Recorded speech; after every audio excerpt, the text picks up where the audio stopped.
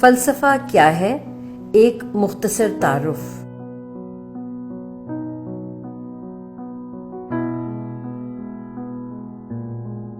فلسفہ حقیقت کی نوعیت، انسانی وجود، علم، اقدار اور جمالیات کے بارے میں بنیادی سوالات کے مطالعے کا نام ہے۔ لفظ فلسفہ قدیم یونانی زبان سے نکلا ہے اور اس کے لفظی معنی علم و حکمت سے محبت کے ہیں۔ فلسفی دانائی کی تلاش میں رہتے ہیں کیونکہ وہ جاننا چاہتے ہیں کہ اچھی زندگی کیسے گزاری جائے، حقیقی خوشی سے کیا مراد ہے، صحیح اور غلط کیا ہے، اور ایک معاشرے کو کیسے بہترین انداز میں چلایا جا سکتا ہے۔ یہ تمام وہ سوالات ہیں جو فلسفے کی شاخ اخلاقیات یا ایتھکس میں آتے ہیں۔ اخلاقی قدروں سے متعلق سوالات کے جواب ڈھونڈنے کے لیے فلسفی پہلے یہ سمجھنے کی کوشش کرتے ہیں کہ انسان آخر کیا ہے۔ وہ غور کرتے ہیں کہ کیا شے ہمیں دوسروں سے مختلف بناتی ہے اور یہ کہ حقیقت کی اصل نوعیت کیا ہے۔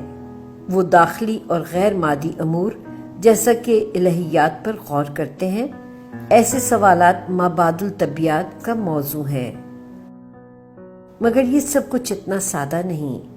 حقیقت یا اپنی ذات، یا کیا صحیح ہے اور کیا غلط، ان سب کے بارے میں کوئی علم رکھنے کا دعویٰ کرنے سے بیشتر فلسفیوں کو یہ کھوج لگانی پڑتی ہے کہ حقیقی علم کیا ہے اور یہ کہ حقیقی علم اور رائے میں کیا فرق ہے۔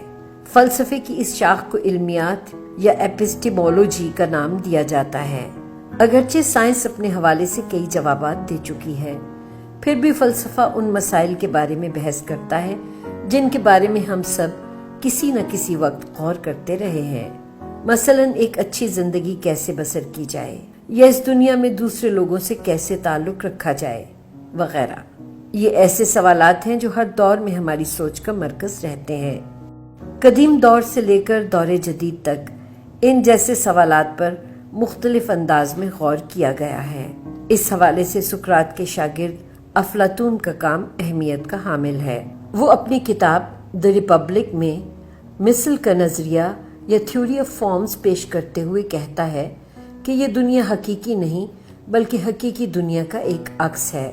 اچھائی اور خوبصورتی کی مثل ہر شے کو روشن کر دیتی ہے اور ہم محبت میں مبتلا ہو کر اس کا مشاہدہ کر سکتے ہیں۔ افلاطون کے شاگرد ارسطو نے مابعد الطبیعیات میں دنیا کے بارے میں ایک لطیف نظر ثانی شدہ نظریہ پیش کیا، جس کے مطابق اشیاء مادے اور مثل دونوں پر مشتمل ہوتی ہیں اور ان میں رونما ہونے والی تبدیلیوں کو اس سے سمجھا جا سکتا ہے کہ آیا وہ درست حالت اختیار کر رہی ہیں یا کہ اپنی حالت کھو رہی ہیں۔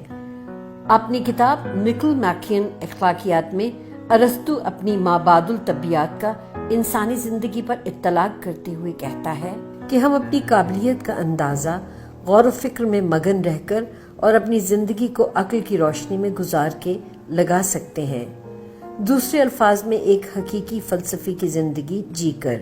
ایک کام جو فلسفی بہت اچھی طرح کرتے ہیں وہ اپنے دلائل کو منطقی انجام تک پہنچانا ہے۔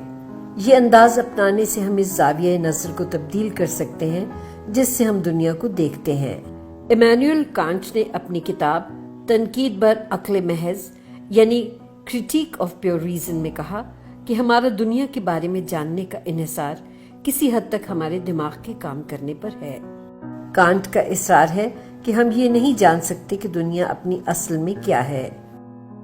اس خیال کو ہیگل نے اپنی کتاب دا فینومینولوجی آف اسپرٹ میں رد کرنے کی کوشش کی۔ دوسرے فلسفیوں نے وجود کی حقیقت سمجھنے میں خود کو وقف کر دیا۔ مثلاً یہ سوال کہ کیا میرا وجود محض میرا جسم ہے یا اس سے بڑھ کر کچھ۔